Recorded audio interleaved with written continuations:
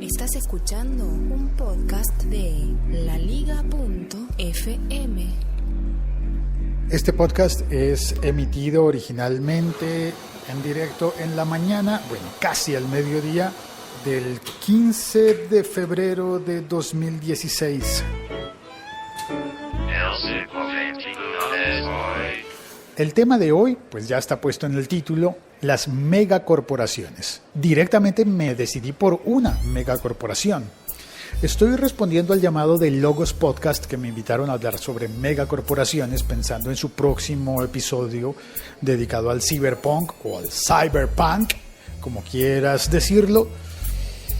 Y recuerdo que cuando yo era mucho más joven andaba en sucios trenes que viajaban hacia el norte. No, eso es una canción de Joaquín Sabina. En realidad, cuando era más joven tuve una banda, hicimos un disco que se llamaba Cyberpunk, porque nos sentíamos muy identificados con las películas, con las historias de ciencia ficción fría, y quisimos meternos en esa historia de hacer música, y elegimos el cyberpunk como un género que, visto desde nuestro punto de mirada, visto a través de nuestros ojos, pues era distinto a lo que se puede esperar del cine norteamericano. Claro, nosotros estamos en Bogotá, Colombia.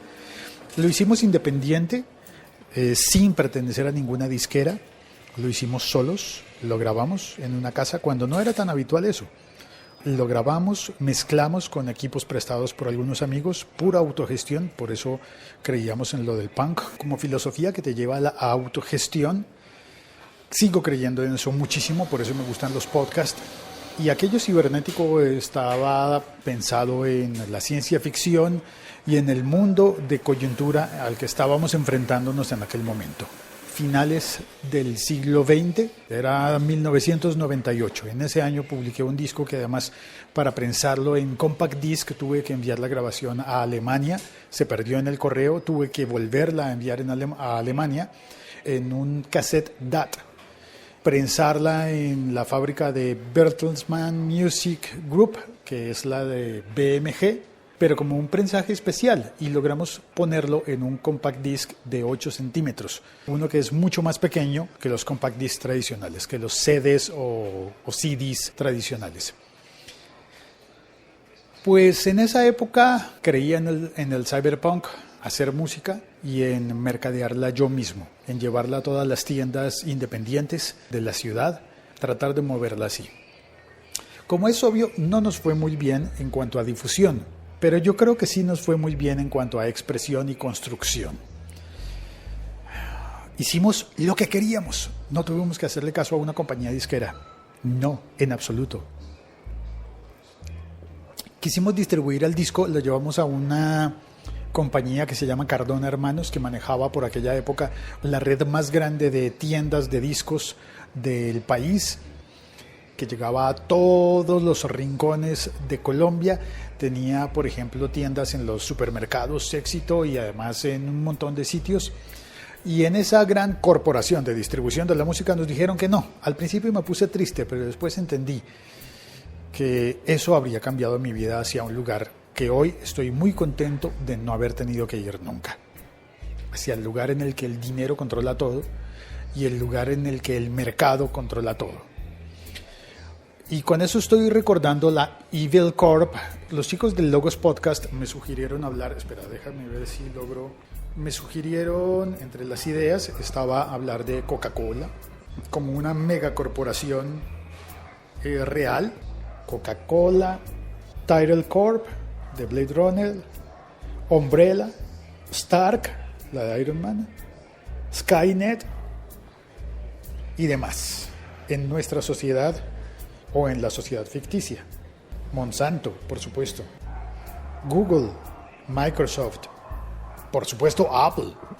Aunque le duela a los fanboys, Apple es una megacorporación malvada, como la Evil Corp de la serie Mr. Robot.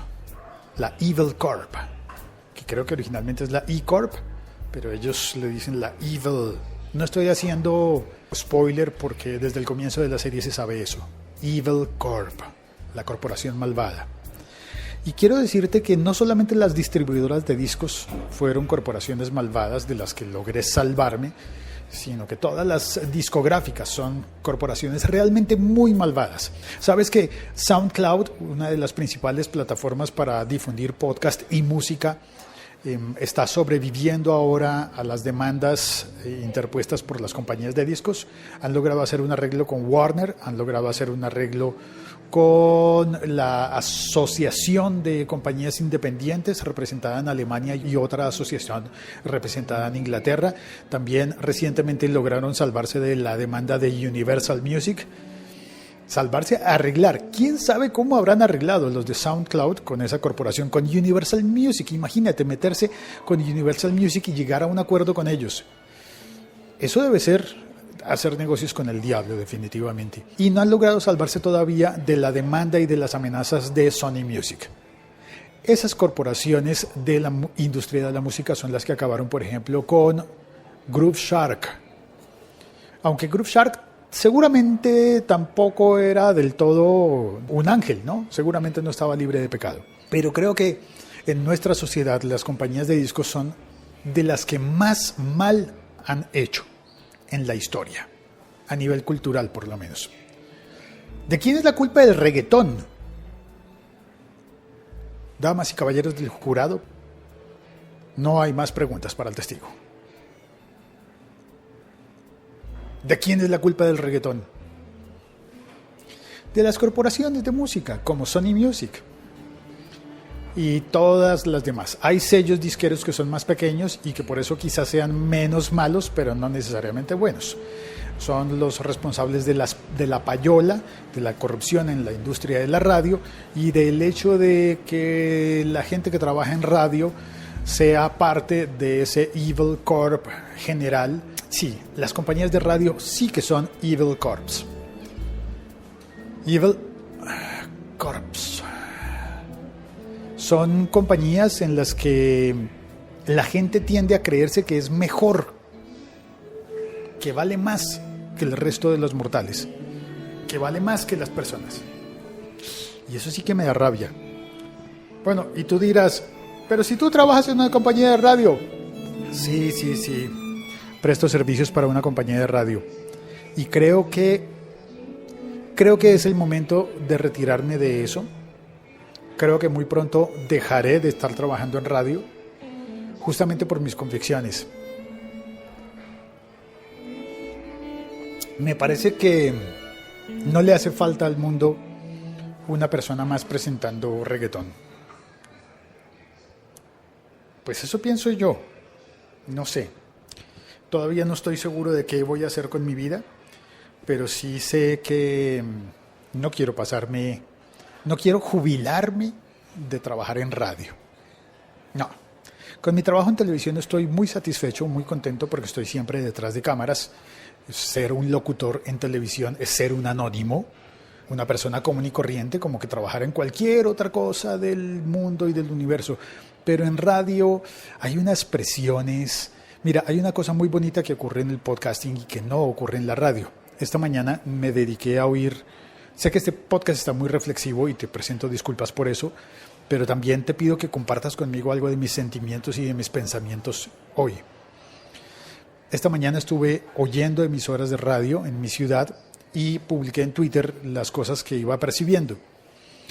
Descubrí una emisora universitaria que no había oído antes y tenían unos programas maravillosos, buenísimos. Y otra persona que está vinculada o por afecto o por trabajo a una emisora universitaria de otra universidad, me contestó que no le gustaba. Pues a ambas las critiqué realmente, les dije lo malo y lo bueno. Pero una de esas personas que me contestó allí mismo en Twitter, con mucho cariño, con mucha gentileza, me demostró su amor por su emisora universitaria. Y me quedé pensando, pero ¿qué tiene de malo que digamos que la otra es buena? Esto es algo que he aprendido en el podcast. Y es que la radio, obedeciendo esos criterios heredados de la lógica de las megacorporaciones, siempre nos han dicho que si una radio es buena, significa que todas las demás no lo son. Y eso es falso, eso es mentira. Si una radio es buena y tú la quieres oír, no deberías negarte la posibilidad de oír otras radios que también son buenas.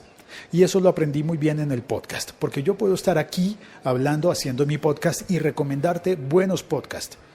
Podcasts que tienen ideas y podcasts que hacen cosas maravillosas. Puedo recomendarte la Radio Ambulante como el máximo referente quizás, o puedo recomendarte el Logos Podcast, que no tiene los recursos técnicos y económicos de Radio Ambulante, pero que tiene ideas. Puedo recomendarte el podcast colombiano de Hablando Popó, por mencionar solamente podcast colombianos, o puedo recomendarte el de Lobsan Salguero sobre mercadeo. Un montón de podcasts que yo te puedo recomendar y que es más, pongo en mi Twitter cuando los estoy oyendo y digo, este es bueno, óyelo, te lo recomiendo. Eso no pasa en la radio, no te dejan que ocurra. Estar trabajando en radio tiene unas ventajas maravillosas, tiene el sueldo que te permite trabajar en una cosa que es bonita.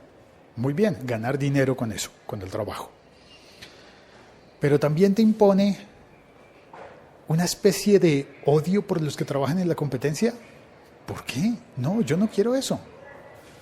O te impone promediar los gustos del público por lo más bajo. Ofrecerle al público lo que está destinado a ser masivo y lo que tú sabes que es nocivo.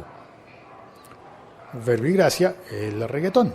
Bueno, no todos los reggaetones, hay que darle espacio al género para que se desarrolle, y es posible que haya buenos reggaetones que sean muy buenos para bailar y que sean buenos, no sé por qué, pero es posible que haya algún reggaetón bueno. A mí algunas veces me han gustado algunos reggaetones, pero pasarme la vida presentando reggaetón ya es otra cosa. Mira, tu relación, o mi relación más bien, lo voy a decir en primera persona, mi relación con las corporaciones, ya sean megacorporaciones, evil, corporaciones de maldad, o corporaciones, de repente podría haber algunas muy buenas sin ánimo de lucro o de bien social. De todas formas, relacionarte con corporaciones por trabajo o por relación de cliente-vendedor o algo así, no debería hacerse con la lógica del matrimonio, de que me caso con una persona y es para toda la vida, aunque recientemente en la historia del mundo, incluso los matrimonios no son para toda la vida. Yo desearía que sí, yo deseo que sí. ¿Ideas románticas dirás? Bueno, pues a mí me parece que sí debe ser una unión para toda la vida, pero solo esa. Como la unión filial con tus papás y con tus hermanos, eso es para toda la vida, pero tu unión con un trabajo, no. Eso se va a acabar, y es más, se tiene que acabar. Tu unión con un trabajo, porque un trabajo no es tu esencia.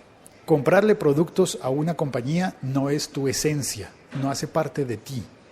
Es algo que es necesario en algunos momentos, pero que no debe permanecer para toda la vida.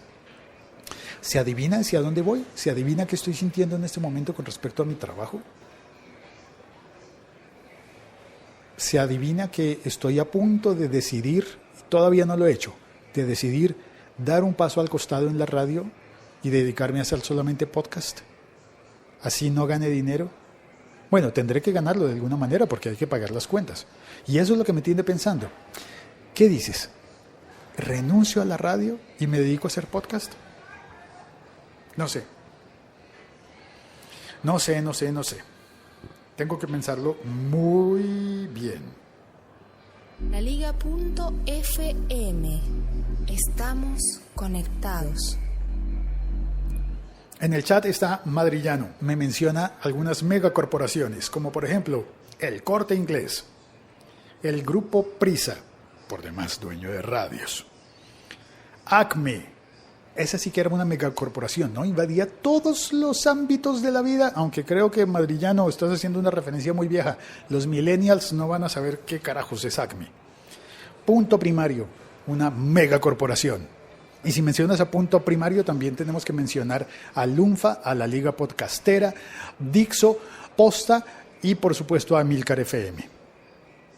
Megacorporaciones. Y entonces me dejas la reflexión. ¿Será que si yo dejo mi trabajo en radio y me dedico solo a hacer podcast, me convertiré en una megacorporación? ¿Me convertiré yo en el Evil Corp? Ya me asusté. Mejor cuelgo.